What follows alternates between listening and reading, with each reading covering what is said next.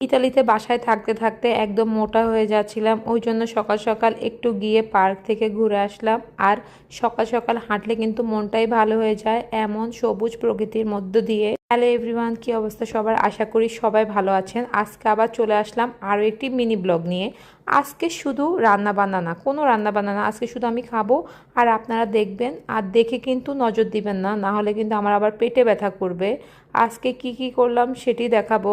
সবসময় তো রান্নাবান্নার ভিডিও দেখাই, আজকে একটু খাবো, একটু ঝাল ঝাল করে এই মরিচটি বানিয়েছি, এখন খাবো এই ঝাল ঝাল মরিচটা দিয়ে।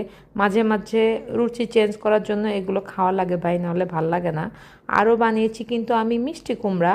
মিষ্টি কুমড়ো কিন্তু আমার থেকে অনেক বেশি ভালো লাগে পার্সোনালি সিমের বিচি দিয়ে। সিমের বিচি দিয়ে মিষ্টি কুমড়া কিন্তু অনেক বেশি মজা হয়। আপনারা যারা মিষ্টি কুমড়া খান না তারা কিন্তু বাসায় অবশ্যই ট্রাই করবেন এই সিমের বিচি দিয়ে। এটা কিন্তু অনেক বেশি ভালো লাগে এবং জুসি জুসি হয়, খেতে অনেক মজা লাগে। এই তো আজকে এই পর্যন্ত আমার মিনি ব্লগটি। আর এই তো এদিকে বিকেল হয়ে গেল, আজকের বিকেলটা অনেক সুন্দর ছিল, সূর্যটা অস্ত যাচ্ছিল। আর ভাবলাম যে না, আপনাদের সাথে একটু ভিডিওটা শেয়ার করি। সবাইকে আল্লাহ হাফেজ।